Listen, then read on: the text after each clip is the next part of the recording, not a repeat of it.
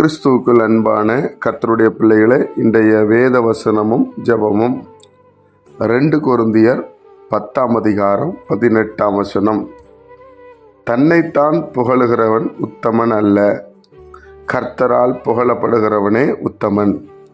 என் அன்பு கர்த்தருடைய பிள்ளைகளே, மனிதர்களுக்கு ஒரு சுபாவம் இருக்கிறது. எதை பேசினாலும் தன் நியாயமான காரியத்தை எடுத்து வைப்பதும் தன்னை உயர்த்தி பேசுவதுமே, இந்த மாதிரி ஒரு சுபாவம் உண்டு. ஆனால் வேதம் என்ன சொல்லுகிறது என்று சொன்னால், தன்னைத்தான் புகழுகிறவன் உத்தமன் அல்ல. தன் காரியங்களை குறித்தே பேசுவாங்க, தான் செய்தது குறித்தே சொல்லி கொண்டிருப்பாங்க. எப்பெல்லாம் கேப்பு கிடைக்குதோ அப்பெல்லாம் தன்னை குறித்து மேன்மை பாராட்டுவாங்க. அப்படி இருக்கக்கூடாது. கர்த்தரால் புகழப்பட வேண்டும் என்று சொல்லப்பட்டிருக்கிறது. தேவனுடைய பிள்ளைகளே, இப்போ கர்த்தரால் யார் புகழப்பட்டா? நீங்கள் நல்லா யோசிச்சு பாருங்க. மோசே கர்த்தரால் புகழப்பட்டார், தாவீது கர்த்தரால் புகழப்பட்டார். இப்படி வேதத்தில் அநேகரை எழுதப்பட்டிருக்கிறது. நீங்களும் நானும் கர்த்தரால் புகழப்பட வேண்டும் என்று சொன்னால் கர்த்தருக்கு பிரியமாய் வாழ வேண்டும். கர்த்தர் எப்படிப்பட்டவர் என்பதை அறிந்து கொள்ள வேண்டும். வேத வசனத்தினுடைய ஆழங்களை புரிந்து கொள்ள வேண்டும். கர்த்தரை நாம் சந்தோஷப்படுத்த வேண்டும்.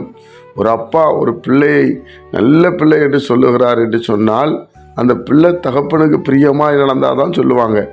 அதே போல தான் நம்ம ஆண்டவராகிய இயேசு கிறிஸ்துவும், அவரால் நாம் புகழப்பட வேண்டும். அவர் நமக்கு சாட்சி கொடுக்கணும். மோசே சொல்கிறார், மோசே என் வீட்டில் எங்கும் உண்மையுள்ளவன் என்று சொல்லுகிறார். பாருங்க, எவ்வளோ ஒரு புகழ்ச்சி வருகிறது. அதே போல் தாவீதை பாருங்க, அவன் என் இருதயத்துக்கு ஏற்றபடி எல்லாம் ஊழியங்களை செய்து வந்தான் என்று சொல்லப்பட்டிருக்கிறது. என் அன்பான கர்த்தருடைய பிள்ளைகளே, அப்போ நீங்களும் நானும் கர்த்தரால் புகழப்பட வேண்டும்.